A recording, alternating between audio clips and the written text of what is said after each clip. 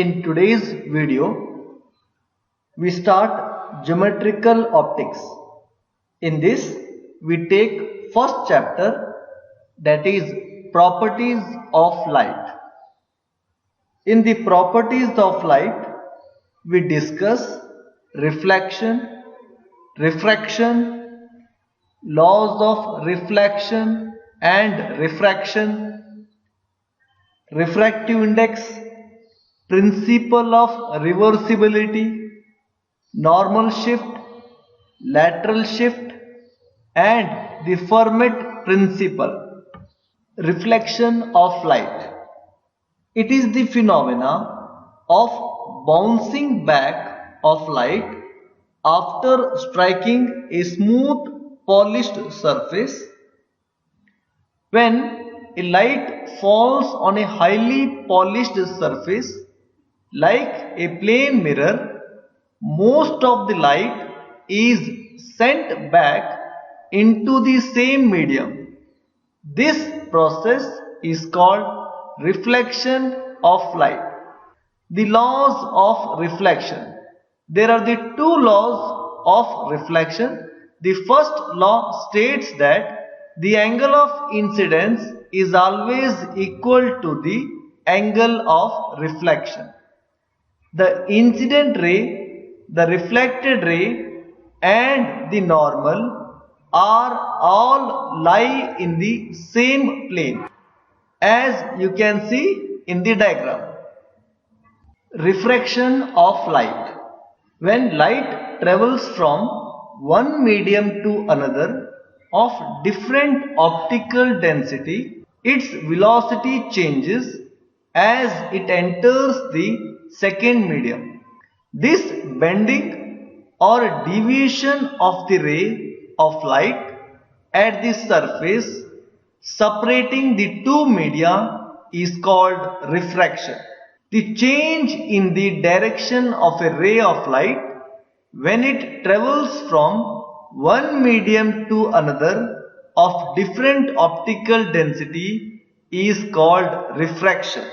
Boundary represents a surface separating two media 1 and 2 or air and glass of different optical density.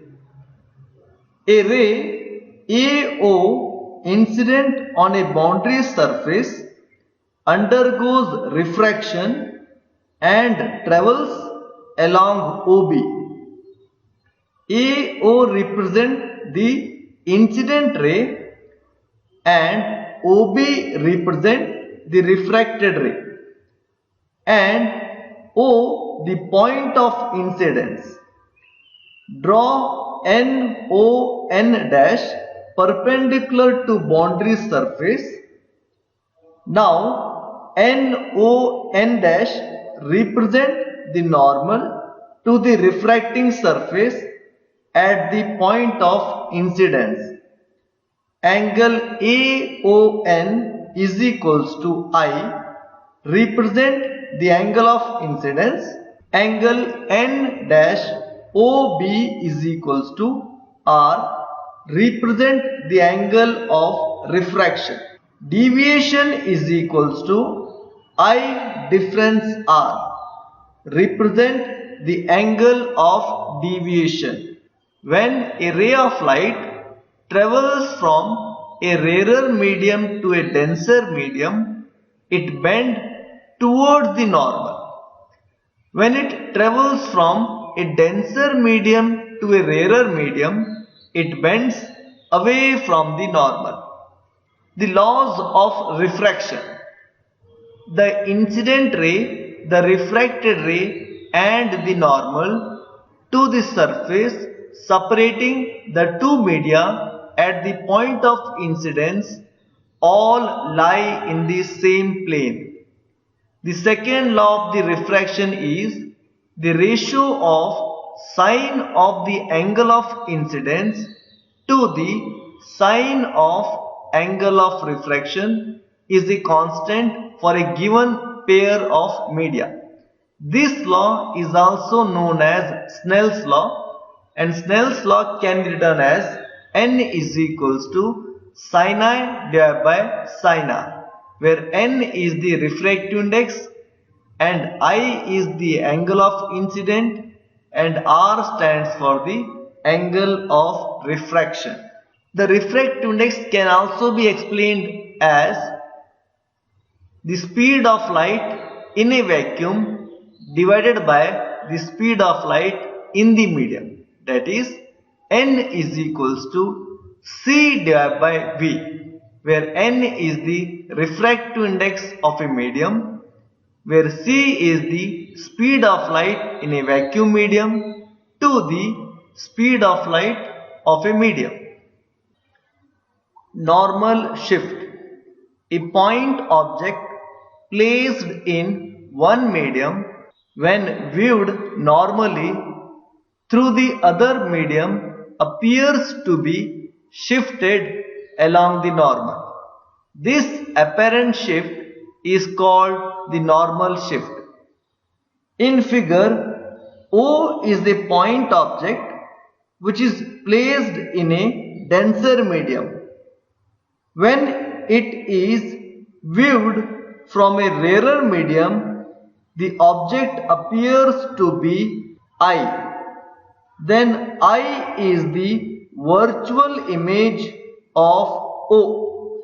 Thus, the point object appears to be shifted along the normal towards the observer through a distance OI.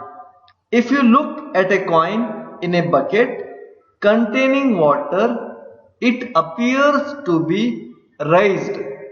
ON is the distance between the object and the surface of the medium is called the real distance, and IN is the distance between the image and the surface of the medium is called the apparent medium, and OI is the difference between the real depth and the apparent depth is called the normal shift, and its formula is n is equals to t multiply with 1 minus n1 divided by n2, where t is the distance between the object and the surface of the medium. After taking the normal shift, we have to take another shift, that is lateral shift. For the lateral shift, you have to observe this figure. In this figure, when a ray AO is incident on a rectangular glass slab PQRS placed in air, it undergoes refraction at 2 points. The first refraction takes place at the air glass interface PQ. The refracted ray bends towards the normal NON dash and moves along OB. The second refraction takes place at the glass air interface RS and emerges along BC. AO is parallel to BC. The perpendicular distance between the incident ray and the emergent ray is called the lateral shift. Whenever a light ray passes through a parallel sided glass slab, the incident ray and the emergent ray remain parallel to each other but with a sidewise shift. The perpendicular distance between the incident ray and the emergent ray is called the lateral shift. Lateral shift is given by the formula LS stands for the lateral shift is equals to T multiply with sine in the bracket I minus R divided by cos R is equals to 1 by cos R can be written as sec R. So your LS formula becomes t multiply with sec r sine in the bracket I minus r, where t is the thickness of the glass slab, I is the angle of incidence, and r is the angle of refraction. The principle of reversibility. The principle of reversibility of a light states that the path of a ray of light is reversible. According to this principle, if a ray of light travels from A to B along a certain path, it will follow exactly the same path while traveling from B to A. As you can see in the figure, there are the two medium. The first medium is rarer and the second medium is denser medium. If a ray of light travels from rarer to denser along a certain path, then it will follow exactly the same path while traveling from denser medium to the rarer medium. Fermat principle. This principle states that light always follows the path of least time. The path taken by light in traveling from one point to another is such that the time of travel is minimum.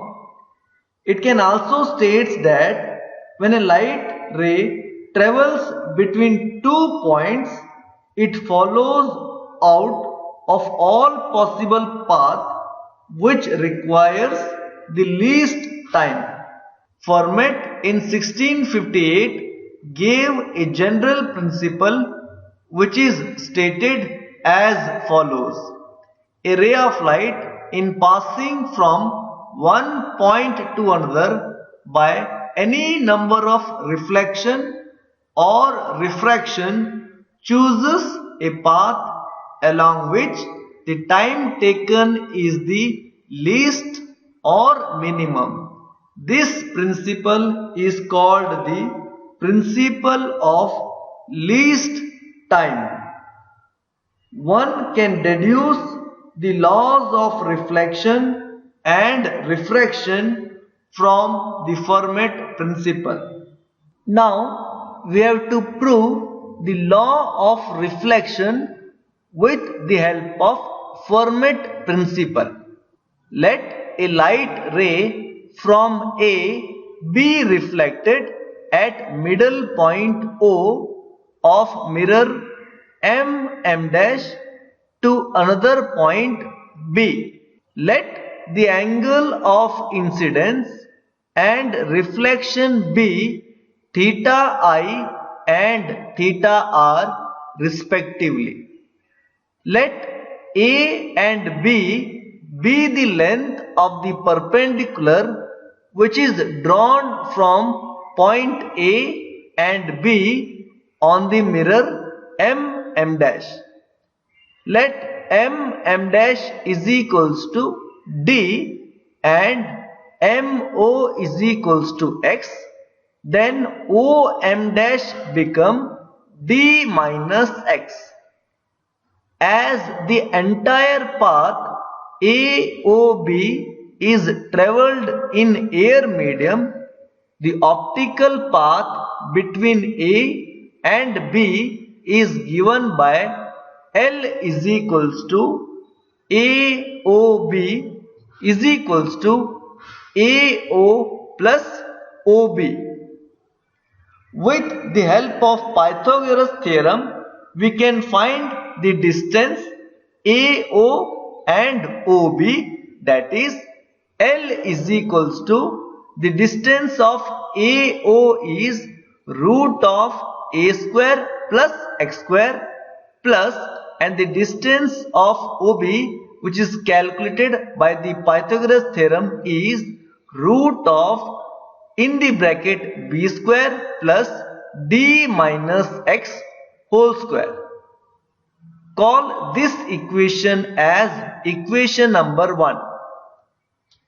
According to the Fermat principle, O will have a position such that the optical path equation number 1 is a minimum or a maximum.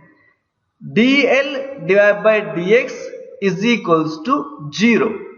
When you differentiate equation 1 with respect to x, you get dl divided by dx is equals to 1 by 2 a square plus x square whole raised to minus 1 by 2 multiply with 2x plus half in the bracket b square plus d minus x square whole raised to minus 1 by 2 multiply with 2 d minus x in the bracket minus 1 is equals to 0.